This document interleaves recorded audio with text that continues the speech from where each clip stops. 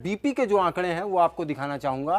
BP के आंकड़ों में जो हाई ब्लड प्रेशर के मरीज़ थे उनमें 83% की मोर्टेलिटी, इन 100 मरीजों का जो आंकड़ा है उसमें 83 मरीज वो हाई ब्लड प्रेशर के थे। इसके अलावा सामान्य बीपी के 17% मरीज थे, यानी कि बीपी एक इम्पॉर्टेंट फैक्टर इस मोर्टेलिटी में, जो ये 100 मरीज जिन पे हम लोगों ने स्टडी की उसमें सामने आया। बीपी की जांच लगातार करानी चाहिए। बहुत सारे मरीज ऐसे थे जिनको पता ही नहीं था कि वो ब्लड प्रेशर के मरीज हैं, क्योंकि जो इनिशियल रिकॉर्ड हॉस्पिटल के थे उसमें उनके हाई बीपी का कहीं जिक्र नहीं था। ड्यूरिंग हॉस्पिटलाइजेशन ये बात उनके सामने आई। अगला, ऑक्सीजन लेवल भी एक इम्पॉर्टेंट फैक्टर था at the time of admission. यहाँ मैं आपको क्लियर कर दूँ कि ये जो SpO2 का यानी ऑक्सीजन का आंकड़ा है, वो जिस वक्त मरीज अस्पताल में एडमिट हुआ उस वक्त उसका SpO2 क्या था। जो मरीज 80 से कम, 80 यानी कि 80, 70, 60, 50, 80 से कम ऑक्सीजन लेवल लेकर मरीज अस्पताल में आए, उनमें से 88% यानी जो हमारी 100 सैंपल साइज है उसमें 88 मरीज उसमें से नहीं बच पाए। जबकि 80 और 90 के बीच जो मरीज अस्पताल में अपना ऑक्सीजन लेवल लेकर आए उसमें 12% मरीजों की मोर्टेलिटी हुई। इसके बाद जो तीसरा हमारा फैक्टर है वो BMI, बॉडी मास इंडेक्स, 25 होना चाहिए एक सामान्य आदमी में। तो हमने अपनी रिसर्च में इस 25 को बेस माना है कि 25 से ऊपर जिनका BMI था उनको हमने मोटापे की कैटेगरी में रखा है। उनकी मोर्टेलिटी ज़्यादा हुई है, 84%, यानी कि जो 100 का सैंपल साइज था उसमें 84% लोग कोरोना से ज़िंदगी की जंग हार गए। जबकि जो सामान्य वजन यानी कि जो नॉर्मल 25 के बिलो BMI था उनमें मोर्टेलिटी सिर्फ 16% की थी। तो ये तीन बेसिक जो अगले हमारे क्राइटेरिया थे उनमें ये तीन हैं। मोटापा बहुत खतरनाक तौर पे सामने आया रूबिका। मोटापा, बीपी, डायबिटीज़, आपने कहा ऑक्सीजन लेवल, ये वो सारे इंपॉर्टेंट फैक्टर्स हैं जिनका बड़ा ख्याल रखना होगा। और ये ज़रा इधर उधर होते हैं तो चांसेस ऑफ मोर्टेलिटी इस मामले में इंक्रीज़ हो जाता है। मेरे साथ डॉक्टर संजय भी है और डॉक्टर स्वाति भी है और डॉक्टर रश्मि भी है। डॉक्टर रश्मि, आप तो बच्चों की भी विशेषज्ञ हैं, यानी अब जो ये तीसरी वेव है इसमें बहुत हद तक डायबिटीज़ बच्चों के लिए ज़्यादा देखी नहीं गई है। ब्लड प्रेशर वो भी ना के बराबर होता है, लेकिन उसके बावजूद it is going to be very difficult अगर ये तीसरी वेव बच्चों को अटैक करती है। तो ये 100 लोगों को जब आप स्टडी कर रही थी तो ये तीसरी वेव कितना आपके जहन में चल रही थी?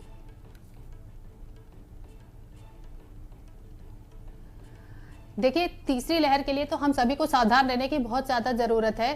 तीसरी लहर आएगी ज़रूर, पर हम ऐसा नहीं कह सकते कि तीसरी लहर बच्चों को ही स्पेशली अफेक्ट करेगी। तो हम लोगों को इन आंकड़ों को बहुत ध्यान से देखना चाहिए, समझना चाहिए और इम्प्लीमेंट करना चाहिए कि बच्चों में भी बहुत बार केसेस में ऐसा होता है कि डायबिटीज़ उनकी डायग्नोज नहीं होती है। हो सकता है जब वो पहली बार कभी किसी बीमारी से ग्रसित हो तभी उनकी डायबिटीज़ डायग्नोज हो।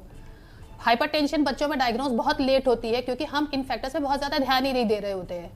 तो हो सकता है कि उस समय, जैसे अभी एडल्ट्स में भी ऐसा ही हुआ कि जब वो बीमार हुए तब हमें बहुत सारे केसेस का पता चला कि वो डायबिटिक हैं या हाइपरटेंसिव हैं। बच्चों के केस में भी ऐसा हो सकता है।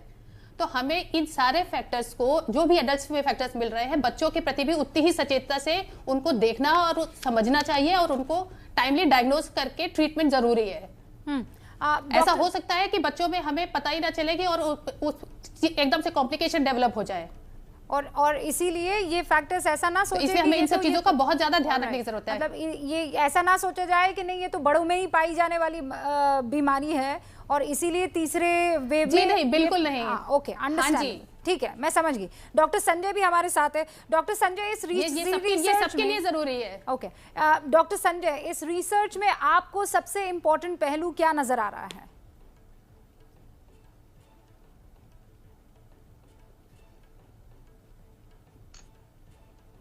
देखिए, कोमॉर्बिडिटीज जो है शुरू से ही है। जब से कोविड-19 शुरू हुआ है वुहान से दिसंबर 2019 से, तब से कि कोमॉर्बिड कंडीशन, और उसमें दो, ओबेसिटी एंड आपका ब्लड प्रेशर, डायबिटीज़, ये दोनों जो है इनमें मॉर्टेलिटी हमेशा से ज़्यादा रही है।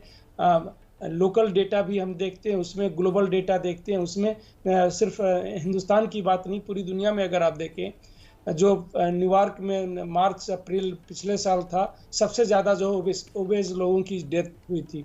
तो ये पूरी दुनिया में इसका ये है, और वह प्रूफ करता है कि जिनको कोमॉर्बिडिटी है, स्पेशली डायबिटीज़, हाइपरटेंशन, उनको जो है ज़्यादा प्रॉब्लम करता है। कुछ कोमॉर्बिडिटीज़ में बहुत ज़्यादा डिफरेंस नहीं हुआ, बट इनमें रियली इसका इफेक्ट बहुत ज़्यादा था, और उसी को ये प्रूफ करता है, ये जो हमारा ये है। जहाँ तक रही बात कि ज़्यादा ये यंग लोगों की, ये ऐसा नहीं है, क्योंकि परसेंटेज जो है देखिए, सिर्फ 8% पीपल जो हैं 60 साल से ऊपर के हैं इस कंट्री में। ये आल्दो इसका डिस्ट्रीब्यूशन बिल्कुल वैसा नहीं है, क्योंकि ऐसी सैम्पलिंग नहीं की है, फिर भी जो 100 लोगों पे किया गया है, उनमें करीब 40-45% लोग 45% लोग 60 साल से ऊपर हैं, जबकि 60 साल से ऊपर के लोगों का जो है संख्या जो है इस देश में सिर्फ 8% के आसपास है, 8 से 9%।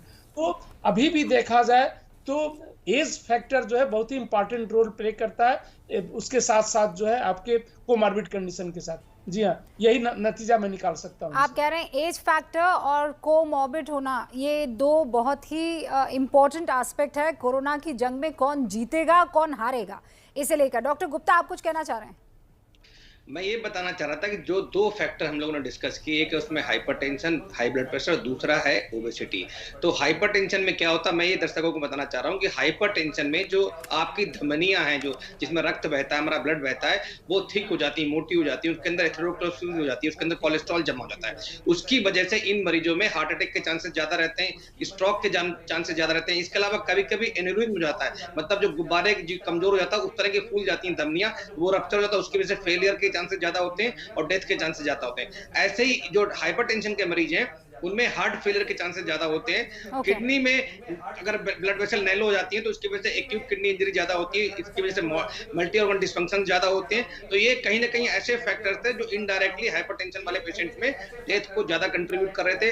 अगर हम ओबेसिटी की बात करते हैं तो उन मरीजों में जिनमें ओबेसिटी होती है, आपने देखा होगा उनको वो स्नोरिंग होती है, स्लीप एपनिया होती है, वो रात को खराटे भरते हैं, तो कहीं ना कहीं उनकी रात में ऑक्सीजन सैचुरेशन वैसे ही फॉल कर जाती है। उनके अंदर लंग डिजीज है, फेफड़े की जो बीमारियां, अस्थमा, पल्मोनरी क्लॉट्स ज्यादा बढ़ते हैं। तो इसलिए ये और कहीं ना कहीं इनडायरेक्टली ओबेसिटी थी, लंग्स को कंप्रोमाइज कर रही थी, उसके लिए उसकी वजह से भी डेथ के चांसेस ज्यादा थे। इसके अतिरिक्त ओबेसिटी डायरेक्टली भी हाइपरटेंशन को बढ़ावा देती है, स्ट्रोक को बढ़ावा देती है, हार्ट डिजीज को बढ़ावा देती है, डायबिटीज को बढ़ावा देती है। तो इस वजह से हमें लगता है कि जो हाइपरटेंशन थी और जो ओबेसिटी थी, कहीं ना कहीं दोनों ही तो बहुत खतरनाक थे।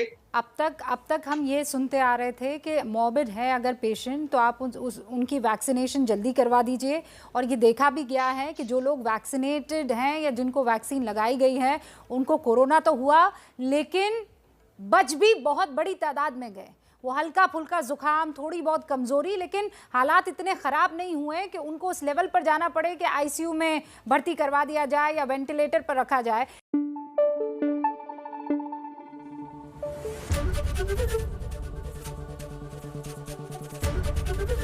एबीपी न्यूज आपको रखे आगे।